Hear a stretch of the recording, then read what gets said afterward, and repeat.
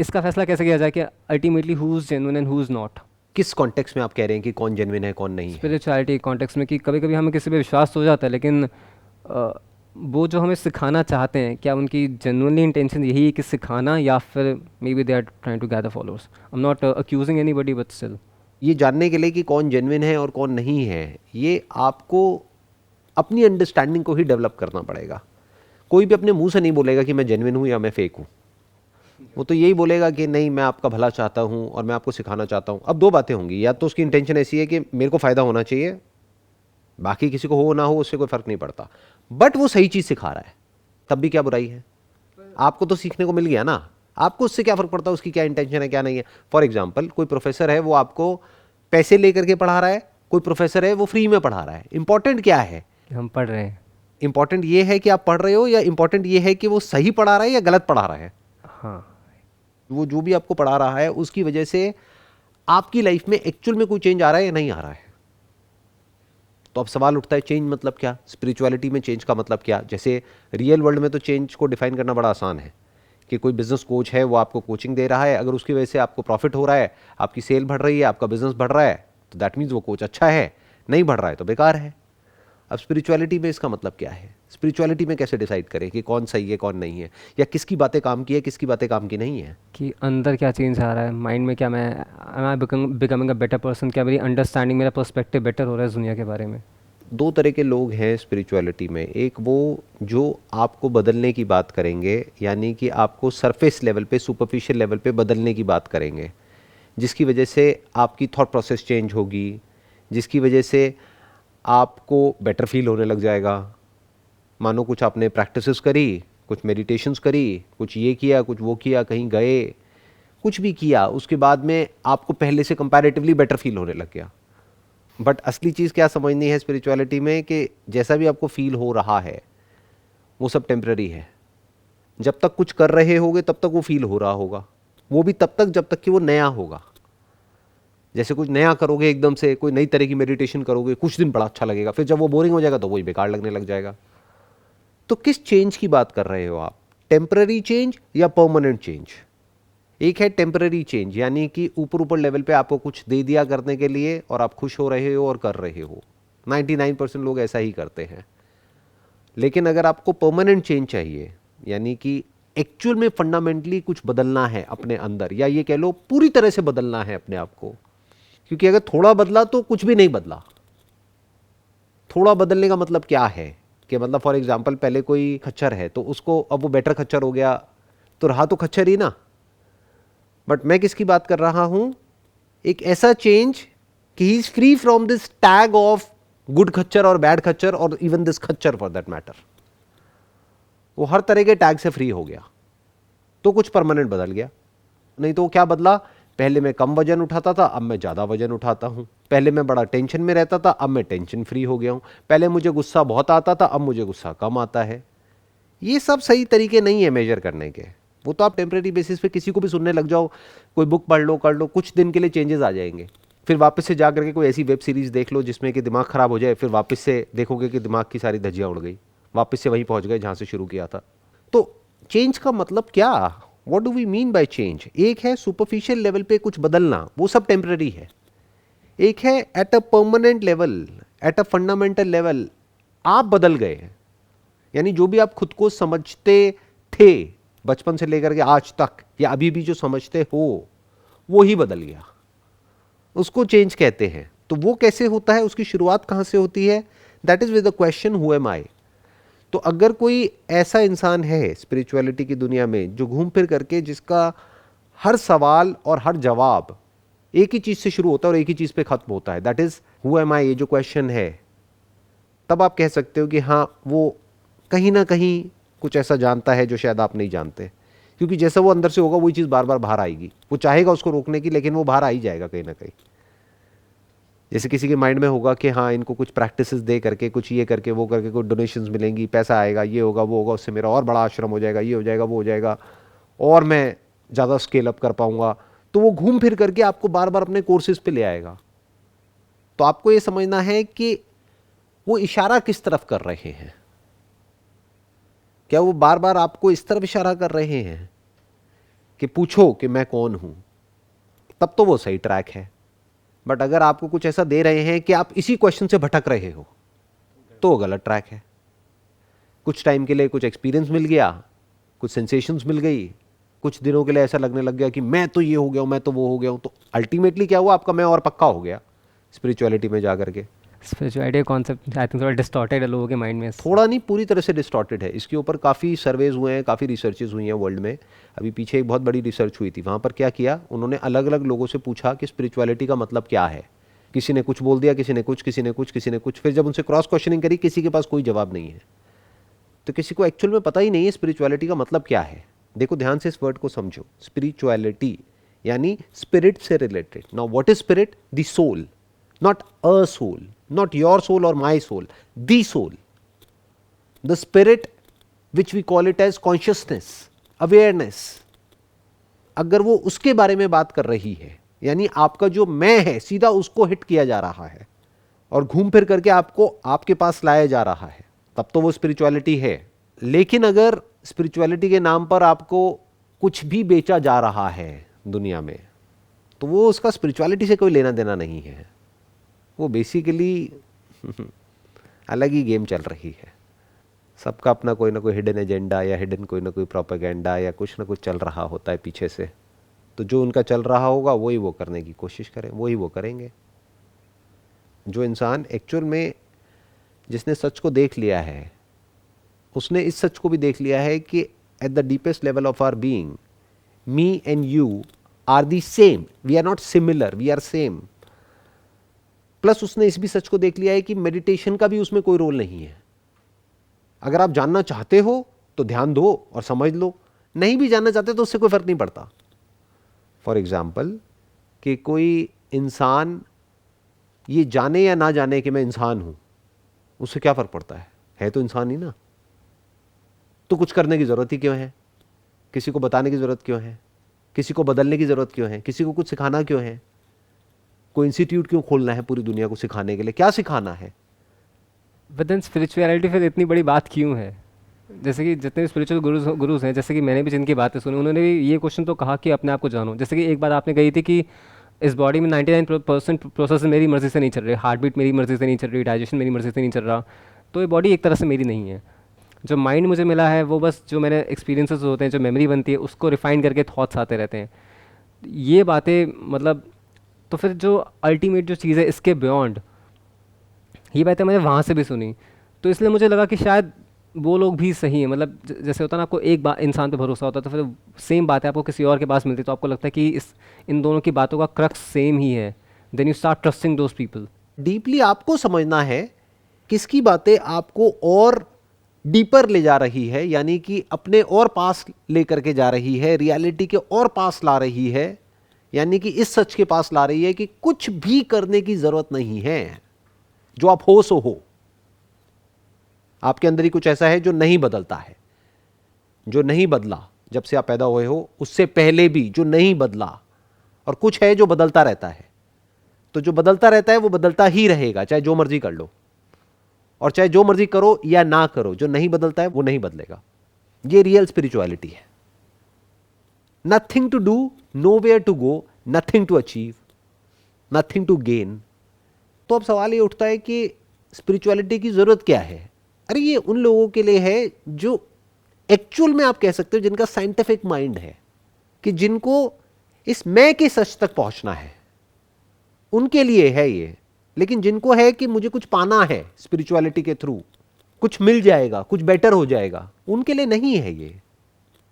वो तो अभी कुछ मांग रहे हैं, उनको भटकना होगा इस पूरी दुनिया में। इसमें कुछ नहीं मिलता है। You will not get anything at the end of the day. कुछ भी नहीं बदलेगा, सब कुछ ऐसा का ऐसा रहेगा। बॉडी भी ऐसी की ऐसी रहेगी, माइंड भी ऐसा का ऐसा रहेगा, कुछ नहीं बदलेगा, कुछ नहीं मिलेगा। फिर लोग इस तरह की बातें यूँ करते हैं कि आफ्टर अटेनिंग एनलाइटनमेंट और निर्वाण और मोक्ष की एक बड़ा ब्लिसफुल फीलिंग होती है। It's the kind of ecstasy that you have inside yourself. ये बातें क्या मतलब लोगों को अट्रैक्ट करने के लिए की जाती हैं। और वो अट्रैक्ट क्यों करना चाहते हैं आपको? क्योंकि वो कहीं ना कहीं एंड तक नहीं गए हैं ना, कहीं ना कहीं अटक गए हैं जा करके।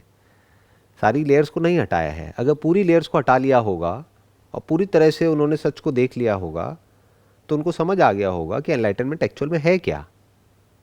अब उसके बाद में कुछ करने को नहीं रह जाता है एक्चुअल में। A person becomes like a laughing Buddha, वो हंसता रहता है बस बैठा बैठा। सर एक जैसे कि हम अगर मैं इनलाइटनिंग के कॉन्सेप्ट के बारे में ही बात करूं, तो एक तरह से कह सकते हैं कि खुद को जानना कि मैं कौन हूं। ऑफ कोर्स कि हम लेयर्स हटाते जाएं तो मैं बॉडी नहीं हूं, ये जो माइंड जो चलता रहता है, थॉट्स, इमोशंस, परसेप्शंस, डिज़ायर्स, मैं ये भी नहीं हूं। मेरे पास एक बॉडी है, तो मैं इस बॉडी के थ्रू इस दुनिया को एक्सपीरियंस कर रहा हूँ। तो जब मैं अपने रियल फॉर्म में होता हूँ, मतलब जब मेरे पास शायद ये बॉडी नहीं थी, अगर ऐसा कोई कॉन्सेप्ट है कि इस बॉडी के पहले भी मैं था और तब मेरे पास बॉडी नहीं थी, तब मैं एक अपने रियल फॉर्म में था, कॉन्शियसनेस में, तो मैं तब अपने आप को क्यों नहीं समझ सकता? मुझे एक बॉडी में आकर डिस्कवर करने की ज़रूरत क्यों है कि मैं कौन हूँ? बॉडी हो गया एक इंस्ट्रूमेंट के जैसा, राइट। बिना इंस्ट्रूमेंट के आप परसीव क्या करोगे? कोई एक्सपीरियंस हो ही नहीं सकता ना बिना बॉडी के, बिना इंस्ट्रूमेंट के। बिना शीशे के दिखेगा क्या? फॉर एग्जाम्पल, आंखें नहीं है तो क्या दिख सकता है बिना आंखों के? कान नहीं है तो क्या सुनाई दे सकता है? नहीं। नाक नहीं है तो क्या स्मेल आएगी? नहीं। So what needs to be understood is कि ये जो हमारे 5 सेंसेस हैं, इनके सबके अपने अपने रोल हैं, जिसके थ्रू हम इस दुनिया को परसीव करते हैं। जब परसीव करते हैं तो उसमें से कुछ एक्सपीरियंसेस हमारी ब्रेन में स्टोर हो जाते हैं। उन एक्सपीरियंसेस में से कुछ एक्सपीरियंसेस ऐसे हैं जिसके साथ में मैं जुड़ा हुआ है, और कुछ एक्सपीरियंसेस हैं जिसके साथ में तू जुड़ा हुआ है, यानी कोई और इंसान जुड़ा हुआ है, और कुछ एक्सपीरियंसेस हैं जिसके साथ में ना मैं है ना तू है, वो है। जैसे फॉर एग्जांपल एक कप, ये ना तो मैं है ना तू है, तो वो हो गया। एक्चुअल में क्या मैं है, क्या तू है, और क्या वो है? क्या ये जिसको मैं बोल रहा हूं, क्या ये वो नहीं है? मतलब पानी को हम क्या कहेंगे, मैं तू या वो? वो। तो ये बॉडी पानी की तो बनी है, तो ये वो क्यों नहीं है? सही बात है। तो क्या लिविंग है, क्या नॉन लिविंग है? लिविंग नॉन लिविंग पे टिका है, और नॉन लिविंग को एग्जिस्ट करने के लिए लिविंग का होना जरूरी है। इसको बोलते हैं सिक्के के 2 पहलू, हेड और टेल। दोनों एक दूसरे के साथ में जुड़े हुए हैं, दोनों एक दूसरे पर टिके हुए हैं। ये जो यूनिवर्स है ये कॉन्शियसनेस पर टिका है, और कॉन्शियसनेस यूनिवर्स पर टिकी है। Without this universe can we talk about consciousness? Can we talk about an experience? Without this body where is the experience? There is no experience. तो अगर कोई कॉन्शियसनेस है या फिर कोई सुपर कॉन्शियसनेस जिसको हम कह सकते हैं, जिसने यूनिवर्स को क्रिएट किया, तो कह सकते हैं कि क्या वो खुद अलग अलग बॉडीज़ में जाकर इस दुनिया को एक्सपीरियंस की है, अपनी ही बनाई हुई दुनिया को खुद एक्सपीरियंस कर रही है? आप क्या कर रहे हो, वही गलती कर रहे हो जो ज़्यादातर लोगों ने पास में करी है। आप कह रहे हो कॉन्शियसनेस एंड सुपर कॉन्शियसनेस, आत्मा और परमात्मा, स्पेस और super space. What do we mean by that? For example, आपके बॉडी के अंदर स्पेस है, आपकी बॉडी के बाहर भी स्पेस है। क्या जो बॉडी के अंदर स्पेस है, क्योंकि वो स्पेस कम है तो वो छोटी स्पेस है, वो लिटिल स्पेस है, और जो बाहर स्पेस है क्योंकि वो बहुत ज़्यादा है तो वो सुपर स्पेस है? बॉडी के अंदर जो पानी है वो वाटर है, और बाहर जो है वो सुपर वाटर है। What is water and super water? What is space and super space? Space is space. ऐसे ही कॉन्शियसनेस इज कॉन्शियसनेस। ध्यान से समझना, कॉन्शियसनेस कुछ भी नहीं करती है, कॉन्शियसनेस सिर्फ होती है। जो रियलिटी है वो होती है, वो कुछ करती नहीं है। पानी कुछ नहीं करता है, पानी लहर को नहीं बनाता है, लहरें अपने आप बनती है due to the change in conditions. तो जो भी कुछ हो रहा है यूनिवर्स में, वो हो रहा है because of the laws of the universe. ये जो लॉज है इसके अकॉर्डिंग अपने आप ही चीजें होती हैं, कोई करता नहीं है। ये जो करने का कॉन्सेप्ट आ रहा है ना, ये थॉट के लेवल से आ रहा है। जानवर भी कुछ करते थोड़े ही हैं, अपने आप होता है। सो रिएक्ट करते रहते अपने इंस्टिंक्ट्स के अकॉर्डिंग। वो इंस्टिंक्ट्स क्या है? जो भी बायोलॉजिकली उनके अंदर फीडेड है, उनकी सेल्स में जो फीडेड है इंफॉर्मेशन, उसके हिसाब से एक्शन अपने आप हो रहा है। जब जो होना होता है वो अपने आप हो जाता है। इंसान को क्या गलतफहमी हो जाती है? मैं कर रहा हूं। यही तो इल्यूजन है, इस इल्यूजन से ही तो फ्री होना है। आप कभी भी ये नहीं बोलते कि मैं अपने बाल खुद बढ़ाता हूं, आप हमेशा ये कहते हो वो अपने आप बढ़ते हैं। तो कौन बढ़ाता है? अगर आप नहीं बढ़ाते तो आपका मैं तो नहीं बढ़ाता। Body process. बट जब आप सोचते हो और कोई डिसीजन लेते हो तब कहते हो ये मैंने किया, इस लड़की को मैंने पसंद किया और मैंने शादी के लिए हां किया। अच्छा, ऐसा लग रहा है आपको? आराम से अगर समझोगे ना और आराम से ठंडे दिमाग से अपनी माइंड की डेप्थ में जाओगे, तब आपको समझ आएगा कि एग्जैक्टली क्या हो रहा है. Everything is just happening on its own accord based upon the laws of the universe. पर सर ये लॉज ऑफ द यूनिवर्स एक लेवल पे तो एक्ट करते हैं, लेकिन जहाँ हमारे माइंड की बात आती है तो मेरी बहुत सारे जो 99% थॉट्स वो अनकॉन्शियस हैं, पर वो किसी न किसी वजह से कहीं ना कहीं तो जनरेट हुए होंगे ना. तो यूनिवर्स का लॉ तो एक है लेकिन थॉट्स अलग होते हैं, तो कोई ना कोई वजह तो होगी ना उसके थॉट्स ऐसे क्यों हैं और ऐसे क्यों नहीं हैं. जो थॉट्स जनरेट हुए उसके पीछे क्या रीजन है? तो यहां से पहले तो आप अपने थॉट हटा दो और किसी और के थॉट हटा दो. थॉट थॉट होता है, तो अपने आप से ये पूछो थॉट कैसे जनरेट होता है, थॉट कब जनरेट होता है, थॉट क्या है? Thought is basically a relationship between two sensations और a name given to a sensation. जैसे जानवरों के केस में क्या होता है, थॉट कैसे चलता है, उनको भी सपने आते हैं, उनमें भी REM स्लीप होती है, तो वो कैसे होता है? उनमें लैंग्वेज तो नहीं है बट साइन लैंग्वेज होती है. तो कोई तेज आवाज है तो उससे रिलेटेड उसके अंदर डर आ गया है जानवर के अंदर, और कुछ ऐसा है मानो कोई पर्टिकुलर खाने का टेस्ट अच्छा लगा है तो वो सेंसेशन हो गई, तो उसकी मेमोरी अंदर स्टोर हो गई. Like and dislike, desire and fear, इससे चीजें अंदर स्टोर हो जाती हैं ब्रेन में. इंसानों के केस में फर्क क्या है? सिर्फ लाइक डिसलाइक के बेस पे स्टोर नहीं होती है, सिर्फ पेन प्लेजर के बेस पे स्टोर नहीं होती है, साथ में लैंग्वेज नाम की भी एक चीज है.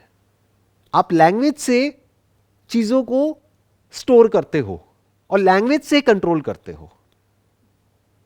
तो यहां तक तो क्लियर है ना कि ये like dislike pain pleasure phenomena क्या है. जी जी. ये तो थॉट क्रिएट नहीं कर रहा है ना. नहीं. तो थॉट कब पैदा होता है? जब ये यूनिवर्स की शुरुआत हुई, उसके बाद में एक ऐसा टाइम आया जब ये जो हमारा प्लैनेट है जिसको अर्थ बोलते हैं, ये आग का गोला था. बट फिर एक ऐसा टाइम आया when the conditions were conducive for life, तो पानी से लाइफ की शुरुआत हुई. इसीलिए और प्लैनेट्स पर जब भी हम कुछ ढूंढ रहे हैं, जो भी साइंटिस्ट ढूंढ रहे हैं, वो सबसे पहले पानी ढूंढ रहे हैं कि अगर पानी होगा तो लाइफ भी होगी. तो पानी से जहां पर लाइफ की शुरुआत हुई तो धीरे धीरे वो इवॉल्व होती चली गई, वो ऑर्गेनिज्म कॉम्प्लेक्स होता चला गया और आज इस लेवल तक आ गया जिसको इंसान बोलते हैं. तो ये जो ट्रांजिशन है फ्रॉम नो थॉट और thought at a very rudimentary level, जिसको आप साइन लैंग्वेज बोल सकते हो, वहां से लैंग्वेज तक कैसे पहुंचे, उसी के बाद में सब कुछ पैदा हुआ है. The concept of a controller of this universe, उसके बाद में आया ये कॉन्सेप्ट माइंड में. जानवरों के माइंड में कॉन्सेप्ट नहीं है, ये भगवान का कॉन्सेप्ट जानवरों के माइंड में नहीं है. इसीलिए कभी आपने दो जानवरों को नहीं देखा होगा एक दूसरे से लड़ते हुए रिलीजन के नाम पर या अपने किसी गुरु के नाम पर कि मेरा ये गुरु है तुम्हारा वो गुरु है. जानवर अगर लड़ते हैं तो टेरिटरी के लिए लड़ते हैं, अपनी जान बचाने के लिए लड़ते हैं या अपनी भूख के लिए लड़ते हैं. तो थॉट किस पॉइंट पे पैदा हुआ? जब लैंग्वेज पैदा हुई. अगर लैंग्वेज ना हो और कोई एसोसिएशन भी ना हो आपकी ब्रेन में between a thing and the name given to a thing, तो where is living, where is non living, what is the difference between the two? कैसे फर्क करोगे? एक बच्चे को कोई लैंग्वेज ना सिखाई जाए, ना साइन लैंग्वेज, ना जो हमारी टिपिकल जो लैंग्वेजेस होती है, कोई लैंग्वेज ना उसको सिखाई जाए, तो अब उसके लिए मैं और तू का कॉन्सेप्ट कहां है? कोई कॉन्सेप्ट नहीं. तो ये मैं और तू एक्चुअल में कहां है? सेंसेशंस में. नहीं, सेंसेशन तो सबको होती है. जैसे दो बंदरों में सेंसेशन अलग अलग होती है, एक ही जैसी होती है. दोनों को अगर कुछ गर्म लगेगा तो दोनों को लगेगा, या एक को लगेगा एक को नहीं लगेगा? नहीं लगेगा तो दोनों को. जैसे कि लेकिन अगर सपोज मैं यहाँ पे ऐसे करूँ तो मुझे पेन होगा, लेकिन मैं किसी और के हाथ पे करूँ तो नहीं होगा. तो फिर ये हो जाएगा ना कि ये मेरा, कि इससे मुझे सेंसेशन जनरेट हो रही है, उससे मुझे नहीं हो रही है. तो ये जो कंक्लूजन हमने ड्रॉ किया है कि मुझे इसके थ्रू सेंसेशन हो रही है और इसके थ्रू नहीं हो रही है तो इसलिए मैं वो हूं, ये गलत है. मैं एक एग्जांपल देता हूं आपको, बड़ा सिंपल सा. अब मान लो आपको एक टेलीस्कोप दिया, उसमें आपने कुछ देखा जो अपनी आंखों से नहीं दिख रहा था, यानी जो नहीं दिख रहा था वो दिखने लग गया. किसी और को दिया, अब उसको दिखने लग गया. तो अब आप क्या कहोगे, मैं वो टेलीस्कोप हूं या मैं वो माइक्रोस्कोप हूं? माइक्रोस्कोप के थ्रू क्या हुआ, कुछ ऐसा दिखा, एक ऐसी सेंसेशन हुई, एक ऐसा ऑर्गेनिज्म दिखा जो पहले नहीं दिख रहा था अपनी नेकेड आइज से, बट वो दिख गया. वो किसकी वजह से दिखा? उस माइक्रोस्कोप की वजह से दिखा. माइक्रोस्कोप ना आपका है ना किसी और का है, अभी आपने देखा उस माइक्रोस्कोप के थ्रू, थोड़ी देर बाद किसी और ने देखा। तो साइंस आज नहीं तो कल यहां तक पहुंच जाएगी, जब आपकी बॉडी में जो भी कुछ चल रहा है आपकी ब्रेन में, उसको कोई और भी एक्सपीरियंस कर सकता है, और आप किसी और की बॉडी में जो चल रहा है, जो भी ब्रेन में चल रहा है, उसको एक्सपीरियंस कर सकते हो। तब आप क्या कहोगे, मैं ये हूं या वो हूं? तो कोई डेफिनेशन ही नहीं रह जाएगी ना किसी भी चीज़ की, क्योंकि जब हम सभी एक्सपीरियंस कर पा रहे हैं तो फिर डिफरेंस रहा ही कहाँ किसी भी चीज़ का। तो इस तरह से चीज़ों को बड़े आराम आराम से समझना होता है। तो we were talking about thought, कि थॉट कहाँ पर पैदा होता है, किस पॉइंट पर जा करके थॉट पैदा होता है। नॉट योर थॉट और my thought, because this your and my thought is also a part of thought. So we need to understand what is thought. Human thought जिसको बोलते हैं, वो इंफॉर्मेशन है जो स्टोर्ड है अंदर। इंफॉर्मेशन स्टोर कैसे होती है, चाहे कंप्यूटर में चाहे यहां पर, उसके लिए कोई लैंग्वेज चाहिए।